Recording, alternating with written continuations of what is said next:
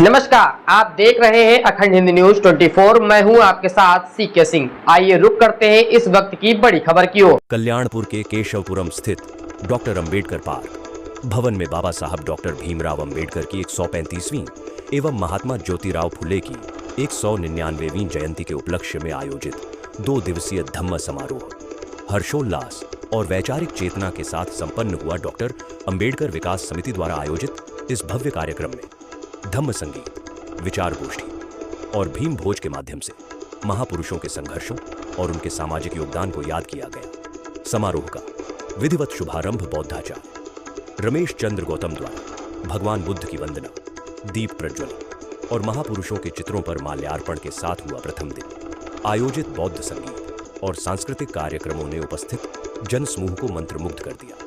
स्थानीय कलाकारों द्वारा प्रस्तुत नाटकों ने बाबा साहब के जीवन संघर्ष और सामाजिक समानता के संदेश को प्रभावी ढंग से प्रदर्शित किया। संगीत के माध्यम से समाज में व्याप्त कुरीतियों को मिटाने और एकजुट होने का पुरजोर आह्वान किया गया। कार्यक्रम के मुख्य अतिथि प्रख्यात विधिवेत्ता एडवोकेट महमूद प्राचा रहे। उनका स्वागत बौद्धाचार्य रमेश चंद्र गौतम एवं इंजीनियर ओपी सिंह ने माल्यार्पण कर किया।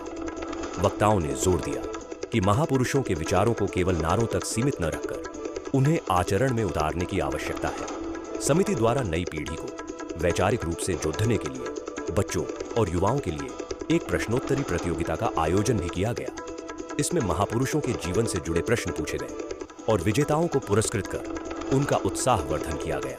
कार्यक्रम के अंत में सामूहिक भीम भोज का आयोजन हुआ, जिसमें सभी ने एकजुटता का परिचय दिया। समारोह को सफल बनाने में डॉक्टर अंबेडकर विकास समिति के पदाधिकारियों और क्षेत्रीय नागरिकों का विशेष सहयोग रहा।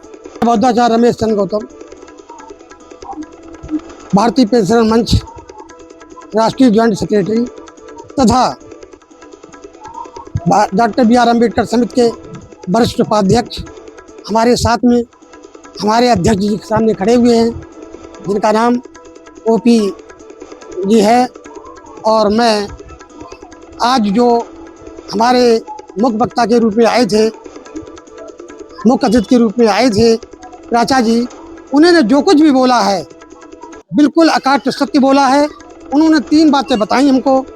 एक, NS नॉट फॉर सुटेबल, जो ये हमारे नौकरियों में कहीं सरकारें लगा देती हैं कि ये आदमी सुटेबल नहीं है, उनके ऊपर जुर्माना बोला जाए।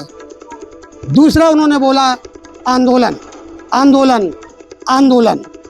और तीसरा बोला है सड़क पर आंदोलन करें। ऐसे सभाएं बैठाने से वो हम लोगों को जान चुके हैं कि मंच पर जाकर के लाते हैं, परंतु कार्य नहीं कर पाते हैं। हमें कार्य में उतरना पड़ेगा और जब हम कर्म करेंगे तो उसका फल मिलेगा। कहा भी कहा है, हमारे बौद्ध धर्म में कहा भी गया है, मनसा वाचा कर्मणा विमल विनीत विशुद्ध और नमो तथागतशील में जो सम्यक संबुद्ध। जो इस ज्ञान से, इस बुद्धि से बिल्कुल लड़ता है, उसे निश्चित रूप से अपना जो है मंजिल प्राप्त होती है। मैं जो है प्राचा जी को बहुत बहुत साधुवाद देता हूँ। और उन्होंने जो कुछ इस मंच के माध्यम से जनता में कहा है, और जनता से मैं अपील करता हूँ कि प्राचा जी के इस धम्म देशनाओं का वो साक्षरता से पालन करें, तभी देश की एकता और अखंडता कायम रह सकती है। अन्यथा देश फिर नीचे के गर्त में चला जाएगा। मैं सभी लोगों से और अन्य कानपुर के लोगों से, पूरे देश के लोगों से, पूरे विश्व के लोगों से पुनः अनुज्ञा विनम्र करता हूँ कि एकता अखंडता को कायम रखें। ये देश विश्वगुरु कहलाएगा। मैं फिर कहता हूँ, इस देश को विश्वगुरु कहलाना है तो हमें संविधान का पालन करना है। बहुत बहुत साधुवाद सभी पत्रकार महोदयों को जो आए, उन्होंने हमारी बात को सुना और आगे पत्रकार के जरिए वो हमारी बात को पूरे देश में फैलाएंगे। मैं उनको पुनः बहुत बहुत साधुवाद देता हुआ अपनी बात समाप्त करता हूँ। जय भीम, जय भारत, नमो बुद्धाय। आपको ये खबर कैसी लगी? अपने सुझाव एवं विचार हमको कमेंट सेक्शन में जरूर बताएं और छोटी एवं बड़ी खबरों से अपडेट रहने के लिए बने रहें अखंड हिंदी न्यूज 24 में। बात देश की, बात देश हित की।